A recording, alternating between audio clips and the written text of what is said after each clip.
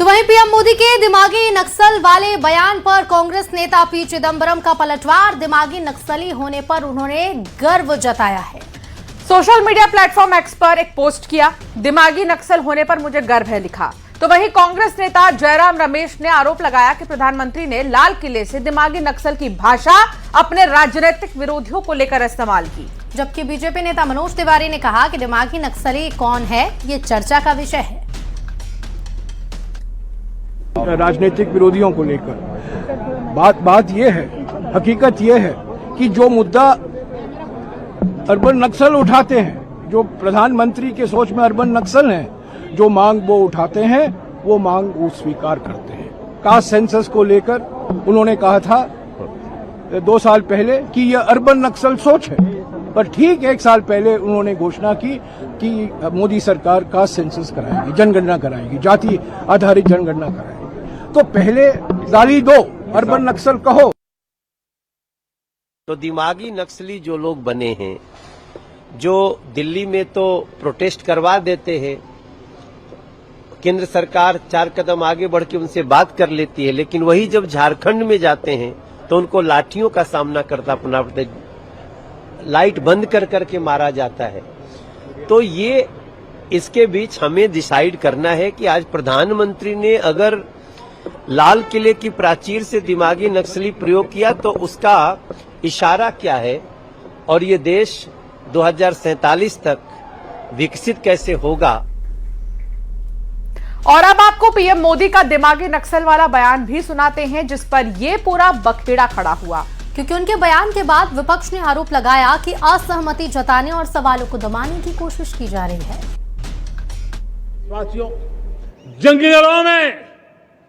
जंगलों में हमें हथियारी नक्सलों का खात्मा बुलाने में, उस संकट से देश को मुक्त कराने में सफलता मिली है, लेकिन हथियारी नक्सल तो गए, लेकिन दिमागी नक्सल, ये दिमागी नक्सल मौके की तलाश में है, हिंसा अराजकता के वो रास्ते खोज रहे हैं, समाज को गलत राह पर घसीटने के लिए भांति भांति के दांव कर रहे हैं।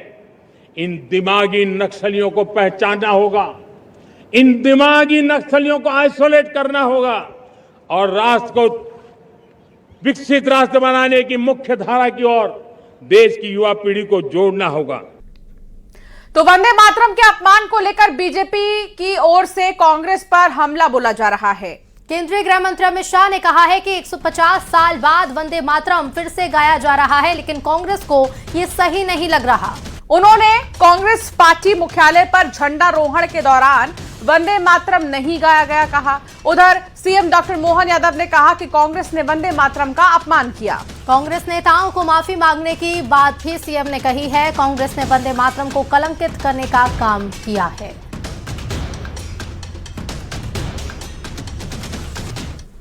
कांग्रेस पार्टी के मुख्यालय पर वंदे मातरम का गान हो रहा था। चालू गान में कांग्रेस की नेत्री सोनिया जी ने कांग्रेस अध्यक्ष को गान रोकने का कहा। हम सब टीवी पर देखते रह गए। 80 साल के बाद बंकिम बाबू का ये अमर मंत्र, अमर गान जब फिर से सम्मान प्राप्त कर रहा है, वो भी सोनिया जी को राज नहीं आता है। 15 अगस्त स्वतंत्रता दिवस और पहली बार बंकिम चंद्र चट्टोपाध्याय द्वारा रचित इस राष्ट्रभक्त वंदे मातरम गान से पूरा देश एक तरह से गौरवान्वित हो रहा था। पहली बार स्वतंत्रता दिवस के लाल किले की परेड से भी जिस गीत को सम्मान मिला, दुर्भाग्य से कांग्रेस के नेताओं ने उस दिन को कलंकित करने का काम किया। मैं उसकी निंदा करता हूं और उम्मीद करता हूं कि कांग्रेस के नेताओं को तुरंत माफी मांगना चाहिए।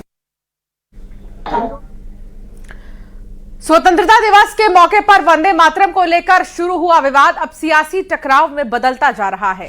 बीजेपी ने राहुल गांधी का एक वीडियो जारी कर कांग्रेस पर राष्ट्रगीत के अपमान का आरोप लगाया तो कांग्रेस आरोपों को खारिज कर रही है। अब सवाल वंदे मातरम के सम्मान का है और साथ ही ये भी कि आखिर इस पूरे विवाद की वजह क्या है।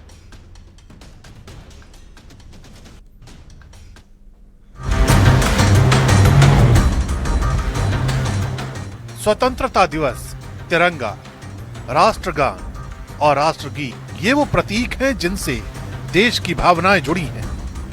लेकिन इस बार स्वतंत्रता दिवस के मौके पर वंदे मातरम को लेकर सियासी संग्राम छिड़ गया है। बीजेपी ने कांग्रेस के कार्यक्रम का वीडियो जारी कर सवाल उठाए हैं। पहले सोनिया गांधी और अब राहुल गांधी के वीडियो को लेकर बीजेपी ने आरोप लगाया है कि वंदे मातरम के दौरान कांग्रेस नेताओं का रवैया आपत्तिजनक था। बीजेपी प्रवक्ता प्रदीप भंडारी ने वीडियो शेयर करते हुए कांग्रेस पर निशाना साधा, लेकिन कांग्रेस की तरफ से आरोपों को खारिज किया गया और कहा गया कि पूरा वंदे मातरम गाया गया। लेकिन विवाद अब सोशल मीडिया से निकलकर सियासी मंच तक पहुंच गया है।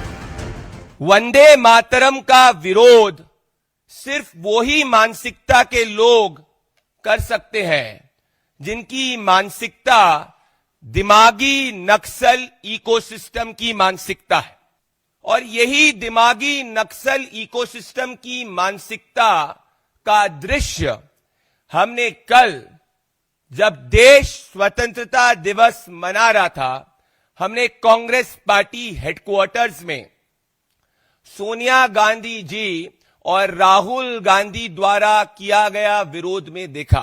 16 घंटे की बहस हुई, हमने अपनी राय रखी, मैंने खुद सारा इतिहास बताया जो प्रधानमंत्री और गृहमंत्री को जानकारी थी नहीं। सारे सांसदों को मैंने अवगत कराया कि किस संदर्भ में वो वंदे मातरम का निर्णय लिया गया है, पर इंदिरा भवन में पूरा वंदे मातरम गाया गया, इसमें कोई वाद विवाद का सवाल नहीं हुआ। प्रदीप भंडारी के इस वीडियो में राहुल गांधी के हाव भाव और उनकी गतिविधियों को लेकर बीजेपी सवाल उठा रही है। बीजेपी का आरोप है कि वंदे मातरम जैसे राष्ट्रगीत के दौरान कांग्रेस नेताओं का रवैया सम्मानजनक नहीं था। इसी वीडियो ने विवाद को और हवा दे दी। वंदे मातरम को लेकर कोई विवाद नहीं था, बल्कि वो सिर्फ मल्लिकार्जुन जी जो कांग्रेस के राष्ट्रीय अध्यक्ष हैं, वो पिछले 15 मिनट से वहाँ पर खड़े थे वो, और धूप काफ़ी सख्त थी, गर्मी थी, और उनके एज को देखते हुए, उम्र को देखते हुए सोनिया जी चाहती थी कि उनके लिए कुर्सी लाई जाए और उनको बैठा दिया जाए। भारत को अपमानित करना, जिस वंदे मातरम को गा करके लोगों ने राज सत्ता पाया, अंग्रेजों को भगाया, वो स्वाधीनता का मंत्र था, भारत की स्वाधीनता का मंत्र, उसको अपमानित करने का काम किया है, देश कभी माफ नहीं। विवाद सिर्फ वीडियो तक सीमित नहीं है। वंदे मातरम को लेकर केंद्र सरकार ने हाल ही में नई व्यवस्था और दिशा निर्देशों के जरिए इसके गायन, सम्मान और आधिकारिक प्रोटोकॉल को लेकर स्थिति स्पष्ट है। ऐसे में राष्ट्रगीत के सार्वजनिक कार्यक्रम में कथित तौर पर अनादर का आरोप राजनीतिक तौर पर और ज्यादा संवेदनशील हो गया है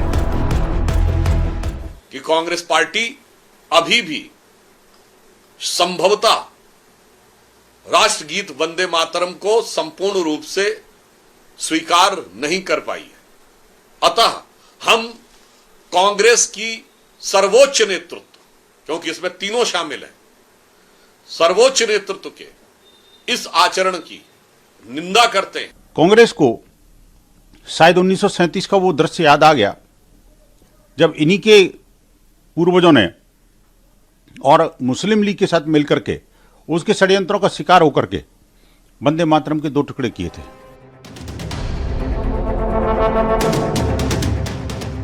वंदे मातरम पर शुरू हुई यह सियासी लड़ाई अब दो सवालों के बीच खड़ी है। पहला सवाल राष्ट्रगीत के सम्मान का और दूसरा उस सम्मान की राजनीतिक व्याख्या का।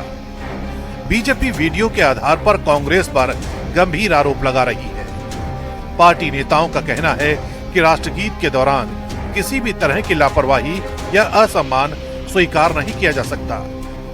दूसरी तरफ कांग्रेस का कहना है कि बीजेपी इस पूरे मामले को राजनीतिक रंग दे रही है और कार्यक्रम में पूरा वंदे मातरम गाया गया। यानी एक तरफ राष्ट्रगीत के सम्मान का सवाल है तो दूसरी तरफ आरोपों की सियासत। स्वतंत्रता दिवस के मौके पर शुरू हुआ विवाद अब सियासी बहस का बड़ा मुद्दा बन चुका है।